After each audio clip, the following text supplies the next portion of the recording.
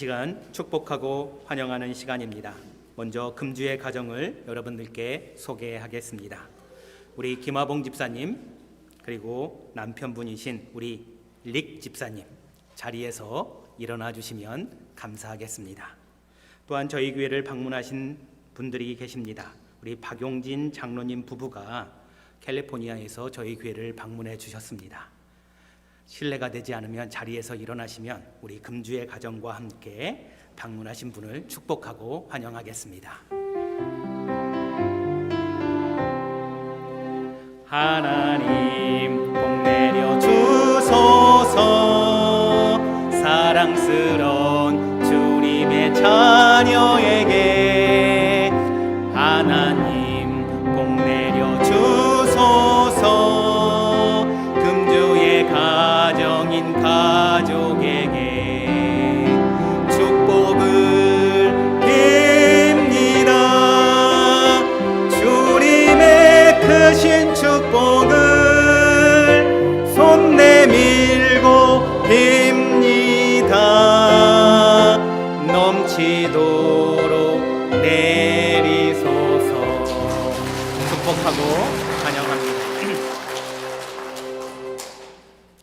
이 시간 우리 다 같이 좌우에 계신 분들과 앞뒤에 계신 분들과 평화의 인사를 나누도록 하겠습니다. 한 주간 동안 평안하셨습니까?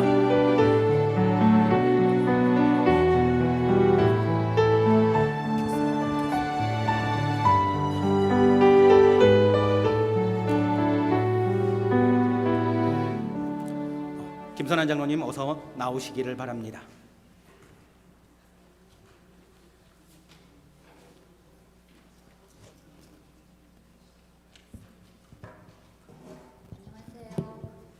들리세요?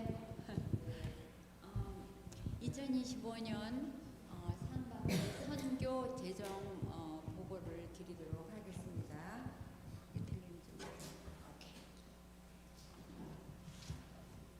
저희 교회 선교 후원하는 곳은 7곳인데요. 보시는 바와 같이 남아공, 도미니카, 몽골, 멕시코, 북한, 잠비아, 그리고 오레곤 여성 감옥, 이렇게 7군데를 하고 있는데 매 군데에 2,000불씩 1년에 후원금을 책정해서 들리세요? 예. 2,000불씩 매 군데에 책정을 해서 14,000불을 1년에 책정되어 있습니다. 그 다음 띄워주시겠어요? 예. 그래서 이제 저희가 보고 드리는 거는 1월서부터 6월 15일까지 선교 일반 선교 헌금이 들어온 거를 보고할 거고요. 그 다음에 지정 선교 헌금을 보고하는데 보시는 바와 같이 1월서부터 6월까지는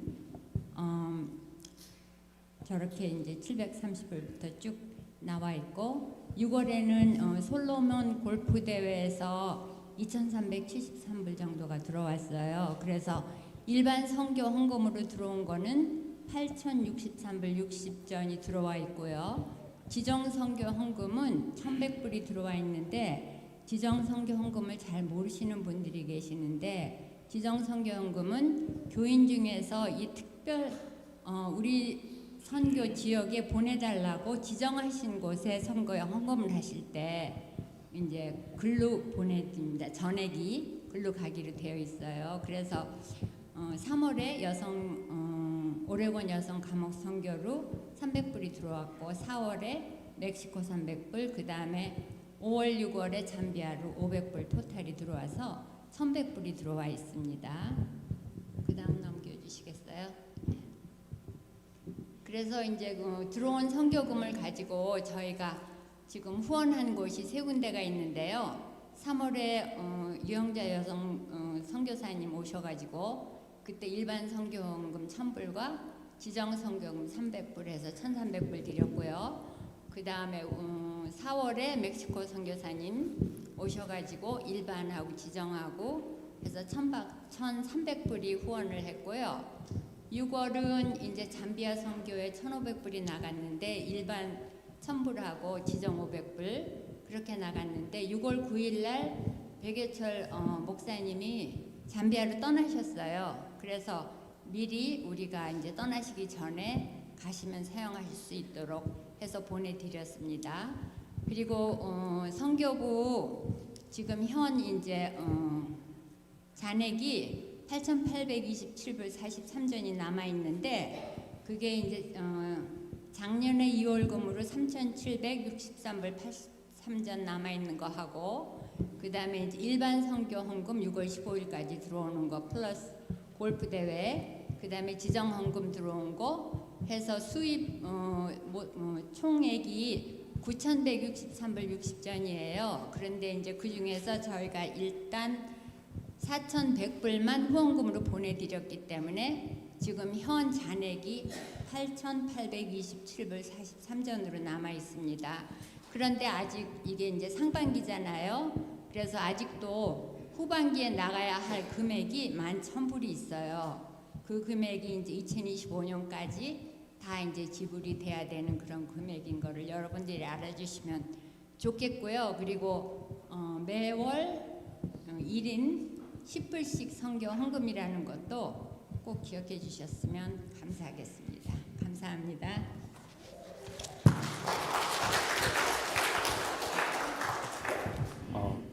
두 가지만 말씀드리도록 하겠습니다. 첫 번째 슬라이드에 나와 있는 남아공 선교사님 오타가 나왔는데 김환 선교사님이십니다. 그리고 질문 사항이나 궁금한 사항이 있으면 선교부에게 물어봐 주시면 감사하겠습니다. 성경 말씀은 누가복음 10장 25절에서 37절의 말씀입니다. 성경 말씀은 누가복음 10장 25절에서 37절의 말씀입니다. 화면을 보면서 한 절씩 교독하겠습니다. 어떤 율법 교사가 일어나 예수를 시험하여 이르시되 선생님 내가 무엇을 하여야 영생을 얻으리이까?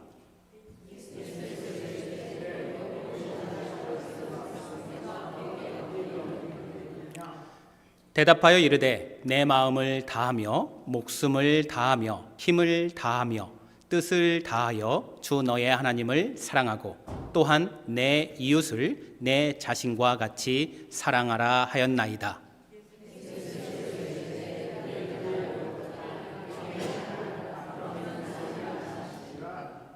그 사람이 자기를 옳게 보이려고 예수께 여짜오되 그러면 내 이웃이 누구니이까?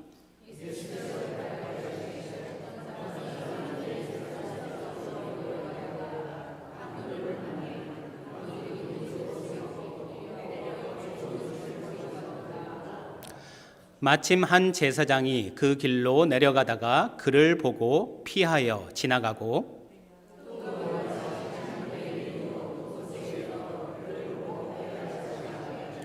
어떤 사마리아 사람은 여행하는 중 거기 이르러 그를 보고 불쌍히 여겨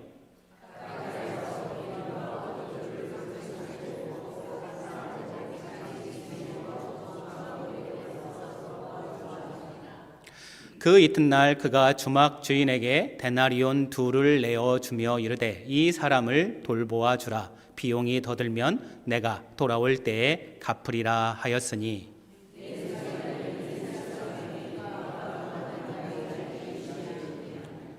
다 같이 이르되 자비를 베푼 자니이다. 예수께서 이르시되 가서 너도 이와 같이 하라 하시니라. 아멘. 우리는 성경을 읽으면 혹은 말씀을 듣게 되면 은혜를 받기도 합니다. 하지만 동시에 뭣도 받을까요? 도전도 받기도 합니다. 은혜를 받으면 기쁘고 위로가 되기는 하지만 도전을 받으면 불편합니다. 그래서 어찌 보면 도전이 되는 말씀은 자기도 모르게 피하고 있는 일도 모르겠습니다. 오늘 본문은 선한 사마리아인의 비유의 말씀을 하시는 누가복음 10장의 말씀입니다. 오늘 본문은 역시 저에게는 혹시 여러분들에게는 어떨지는 모르겠지만 저에게는 매우 도전적인 말씀이라고 생각을 합니다. 왜냐하면 새로운 깨달음을 주시는 말씀이기도 하지만 동시에 우리의 마음 한구석에 매우 불편하게 하는 말씀이 이 안에 담겨져 있다고 생각을 합니다. 불편한 이유는 그 말씀이 우리가 감당할 수 있을지, 정말로 그것을 감당할 수 있는 것을, 감당할 수 없는 것을 요구하고 있는지도 모르기 때문입니다. 오늘 본문이 우리에게 주시는 불편한 이유를 한번 살펴보도록 하겠습니다. 오늘 본문의 말씀에 한 율법 교사가 예수님을 시험하려는 의도를 가지고 다음과 같은 질문을 합니다. 선생님, 내가 무엇을 하여야 영생을 얻으리까? 라고 질문을 합니다. 이 질문의 주제를 보게 되면 대화의 주제가 영원한 생명이라는 것을 알 수가 있습니다. 영생, 즉 영원한 생명에 대해서 율법 교사와 예수님이 서로 대화를 주고받는 것입니다. 이 본문을 대화체로 한번 재구성해 보도록 하겠습니다. 화면에 보게 되면 율법 교사가 질문을 합니다. 선생님, 내가 무엇을 하여야 영생을 얻으리까? 예수님이 답변을 합니다. 율법에 뭐라고 쓰여져 있느냐? 내가 어떻게 읽었느냐? 라고 질문을 합니다. 이 말씀은 성경에 어떻게 기록되어 있느냐라는 말씀으로도 우리가 해석해 볼 수 있을 것 같습니다. 율법 교사가 말하기를 내 마음을 다하여 목숨을 다하여 힘을 다하여 뜻을 다하여 주 너의 하나님을 사랑하고 또한 내 이웃을 내 자신과 같이 사랑하라 하였습니다. 라고 답변을 합니다. 예수님의 답변은 내 대답이 옳다. 이를 행하라. 그러면 어떻게 된다고요? 살리라 라고 하는데 영생을 얻는다라는 말씀입니다. 여기까지는 대화가 잘 진행이 되고 있습니다. 율법교사는 영생에 대해서 질문을 했고 예수님은 그 영생에 대한 답변을 했습니다. 그런데 그 다음의 대화를 보게 되면 주제가 어디로 옮겨가게 되냐면 이웃이 누구냐로 옮겨가게 됩니다. 성경은 이 부분에 대해서 부연 설명을 하고 있는데 자기를 옳게 보이려고 라는 표현을 사용합니다. 그러면서 대화가 계속해서 이어집니다. 그러면 율법교사가 질문을 합니다. 내 이웃이 누구죠? 라고 질문을 합니다. 이 질문이 매우 중요합니다. 그러자 예수님이 무슨 답변을 하냐면 선한 사마리아인의 비유를 말씀합니다. 이 말씀을 다 하고 나서 예수님이 이제 율법교사에게 질문을 합니다. 뭐라고 질문을 하냐면 내 생각에는 이 세 사람 중에 누가 강도 만난 자의 이웃이 되겠느냐라고 질문을 합니다. 이 질문도 매우 중요합니다. 그러자 율법교사가 자비를 베푼 자입니다. 예수님의 답변은 그러면 너도 이와 같이 하라라고 답변을 합니다. 저는 이 대화를 두 개의 본문으로 구분을 해보았습니다. 이제 첫 번째 대화를 조금은 세밀하게 한번 분석을 해보도록 하겠습니다. 한번 차트를 보시기를 바랍니다. 대화의 주제가 뭐였죠? 영생입니다. 대화의 주제는 영생입니다. 영원한 생명. 어떻게 얻죠? 예수님의 답변은 성경에 뭐라고 써있지? 라고 묻자 줄기차게 이야기를 합니다. 그 내용을 요약해보면 하나님 사랑, 이웃 사랑입니다. 즉 영생을 얻는 방법은 하나님을 깊이 사랑하고 내 이웃을 내 몸과 같이 사랑하면 영생을 얻는다라고 예수님이 말씀하였습니다. 이제 그러면서 자기를 옳게 보이려고 율법교사가 질문을 하는데 이 질문이 뭐냐면 내 이웃이 누구입니까? 라고 질문을 합니다. 이 말은 나의 이웃이 누군가? 라는 질문이라는 것입니다. 여기서 핵심은 무엇이냐면 나의 이웃입니다. 나에게 이웃이 누구냐라는 것입니다. 즉 이웃을 누가 제안을 하죠? 내가 제안을 합니다. 즉 이웃에 대한 범위를 내가 제한을 하는 겁니다. 나한테는 누구까지가 이웃이 되는 겁니까? 라고 질문을 하는 것이죠. 즉, 나의 이웃은 내가 사랑해야 하고 도와야 하는 이웃이 내 스스로 정하고자 하는 생각을 이야기합니다. 나의 이웃이 누구냐라고 예수님께 질문을 했던 것입니다. 이 말은 곧 내가 사랑해야 될 사람, 내가 도와줘야 될 이웃을 누가 정해요? 내가 정하는 겁니다. 이러한 사고를 가지고 예수님이 율법교사가 예수님께 질문을 했던 것입니다. 나의 이웃이 누군가요? 라고 질문을 합니다. 그래서 예수님은 무슨 말을 하는 거죠? 그 율법교사에게 한 이야기를 들려줍니다. 그 이야기를 영상을 통해서 한번 보도록 하겠습니다.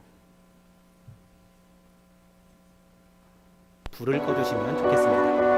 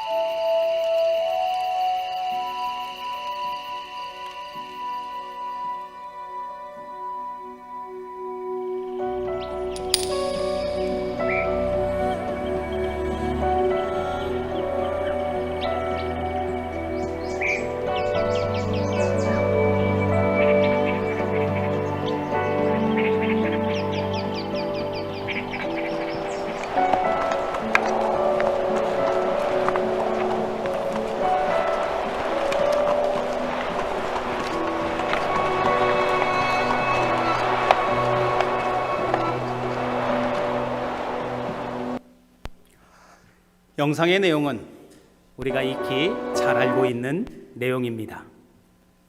여기에서 우리가 주목해야 될 부분은 36절의 말씀입니다. 내 생각에는 이 세 사람 중에 누가 강도 만난 자의 이웃이 되겠느냐라는 질문입니다. 우리가 앞의 대화도 살펴보았고 영상을 통해서 내용도 살펴보았습니다. 이제 다이어그램을 한번 보면서 이 부분을 한번 넘겨보도록 하겠습니다.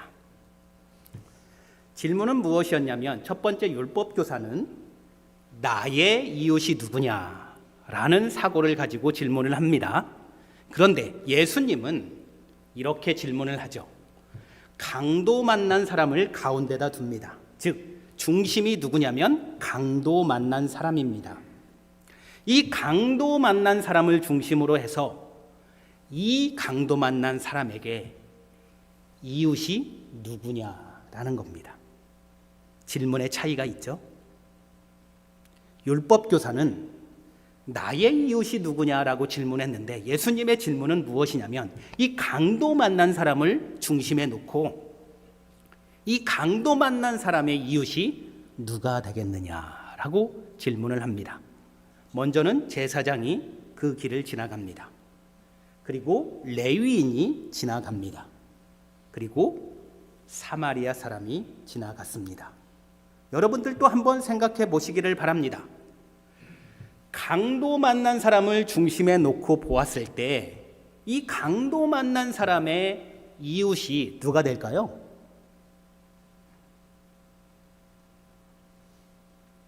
당연히 사마리아 사람이 강도 만난 사람의 이웃이 되는 것이죠.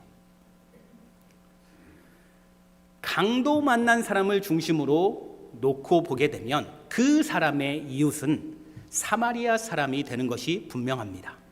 그래서 예수님은 누가 내 이웃입니까? 라고 질문하는 율법교사에게 그 질문을 하면서 사마리아 사람, 즉 자비를 베푼 사람입니다 라고 이야기를 하자. 그러면 너도 이와 같이 하라 라고 질문을 합니다. 오늘 본문에 나오는 율법교사와 예수님의 대화 가운데 첫 번째 부분의 핵심은 무엇이었냐면 영생입니다. 영생을 얻는 방법은 하나님을 사랑하는 것이고 이웃을 사랑하는 것입니다. 이제 그 주제가 좀 더 앞으로 나아가 영생을 얻는 방법 중에 하나인 이웃에 대한 주제로 옮겨가게 되었는데 여기에서 율법교사가 이웃에 대한 사고, 즉 내 이웃이 누구입니까? 라고 예수님께 질문을 했죠. 그리고 예수님은 한 이야기를 들려주면서 예수님은 율법교사에게 이 세 사람 중에 누가 이 사람의 이웃이 되겠느냐라고 하는 그 질문을 다시 율법교사에게 합니다. 즉 율법교사가 가지고 있는 사고와 예수님이 율법교사에게 요구하는 이웃에 대한 사고를 한번 비교해 보면 좋을 것 같습니다. 차트를 한번 보시면 이렇습니다. 율법교사의 질문은 무엇이냐면 내 이웃이 누구입니까? 라는 것입니다. 그거는 말씀드린 것처럼 율법교사의 사고는 내 자신을 중심에 두고 나의 이웃이 누구인가를 찾는 것입니다.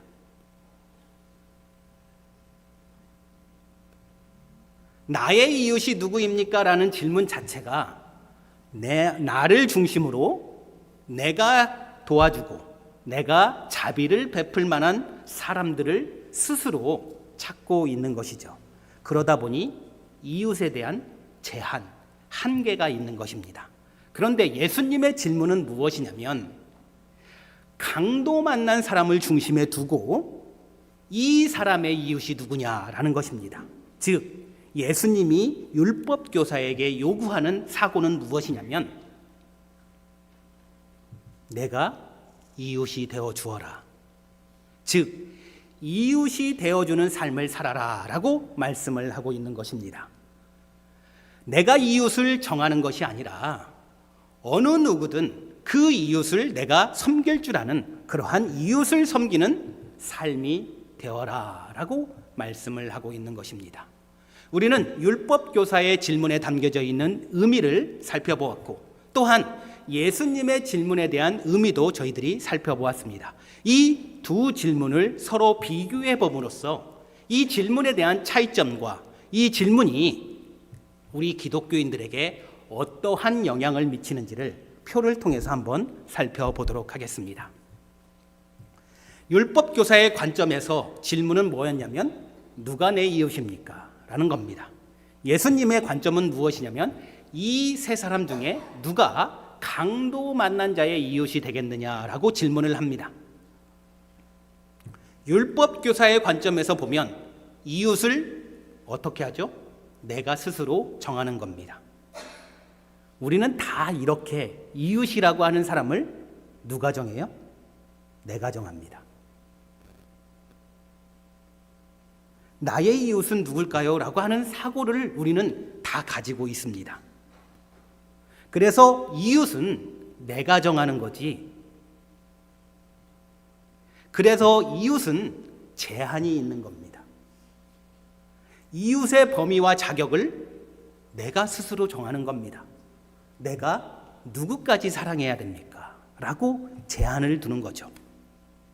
이웃에 대한 조건이 내 중심으로 이루어지기 때문에 A라는 사람은 내 이웃이 될 수 있지만 B라는 사람은 내 조건에 만족하지 못하니 이웃이 되지 못하는 겁니다. 그래서 내 이웃을 내 몸과 같이 사랑하라 라는 책임을 제한하는 것이 바로 이러한 사고입니다. 그렇기 때문에 이웃 사랑하는 것이 수동적이고 조건적입니다. 조건에 맞아야 이웃을 사랑하는 거죠. 우리는 다들 이웃 사랑을 이렇게 생각하고 있습니다. 그런데 예수님의 관점에서 보게 되면 이 강도 만난 자의 이웃이 누구냐라는 것인데, 이 강도 만난 자의 이웃은 자비를 베푼 사람입니다.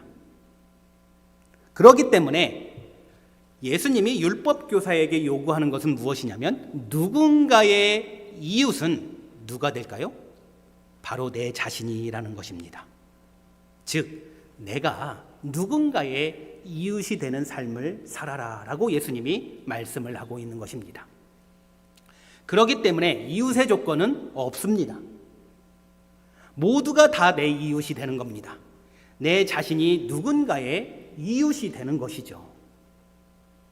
사랑을 실천하려는 마음이 여기에 있는 것입니다. 그렇기 때문에 그 자비함은 능동적이며 헌신적입니다. 우리의 봉사도 마찬가지예요.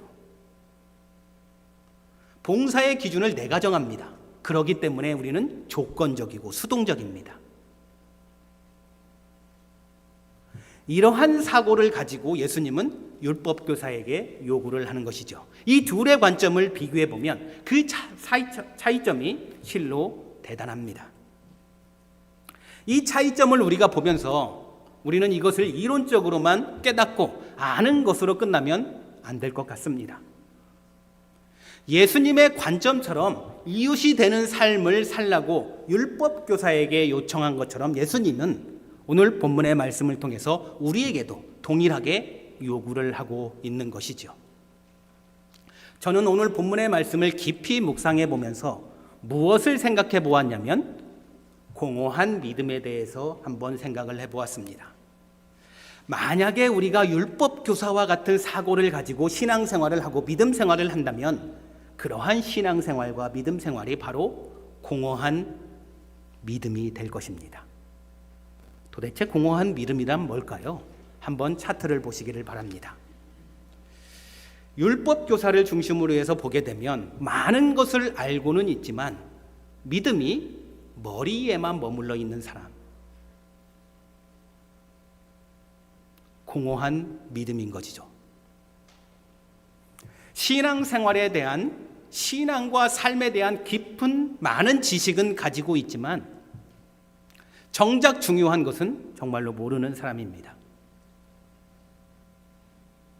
많은 지식으로 인해서 삶에 대한 질문은 많이 하지만 언제나 질문만 하는 사람이죠. 삶으로 이어지지 않습니다. 이러한 사람이 바로 공허한 사람 아닙니까?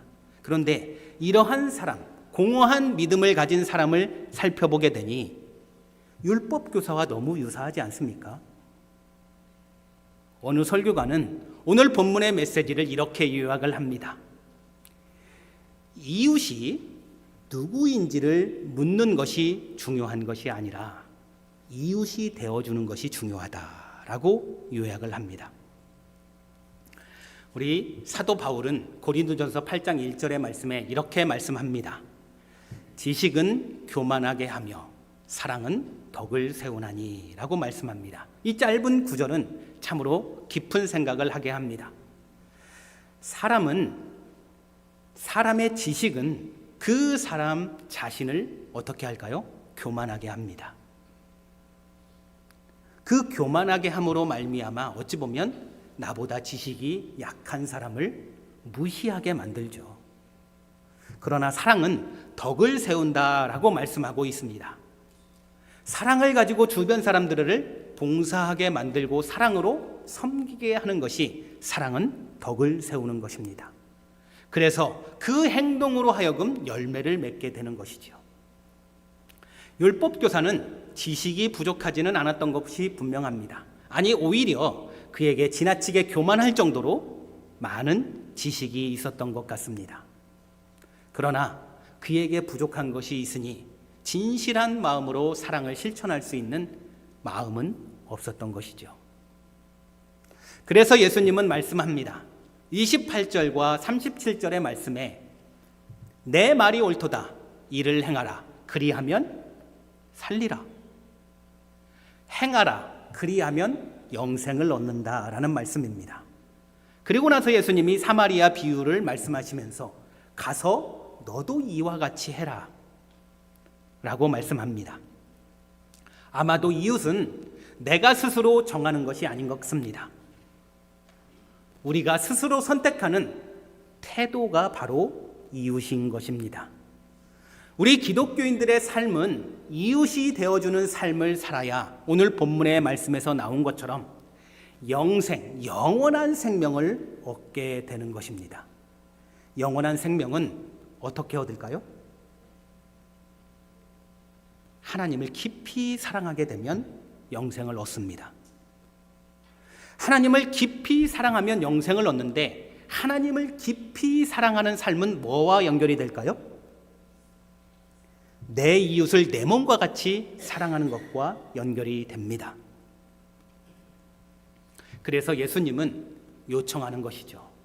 그러면 너도 가서 이와 같이 하라 라고 말씀하는 것입니다. 누군가의 이웃이 되어주는 삶을 살게 되면 그런 삶을 사는 자에게 하나님이 주시는 은혜가 뭐냐면 영생의 축복입니다. 이러한 삶이 참된 믿음이며 어찌 보면 예수님이 우리에게 가르쳐 주시는 영생의 길입니다.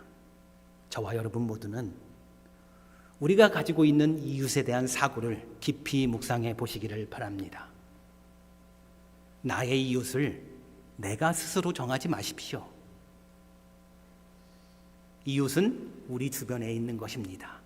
그 사람에게 내가 진정한 이웃이 되어주는 것이 저와 여러분들이 가져야 될 하나님이 우리에게 주시는 사고임을 깨달으시고 이웃이 되어주는 삶을 사는 저와 여러분들이 되기를 주님의 이름으로 간절히 축원합니다. 기도하겠습니다. 하나님 아버지,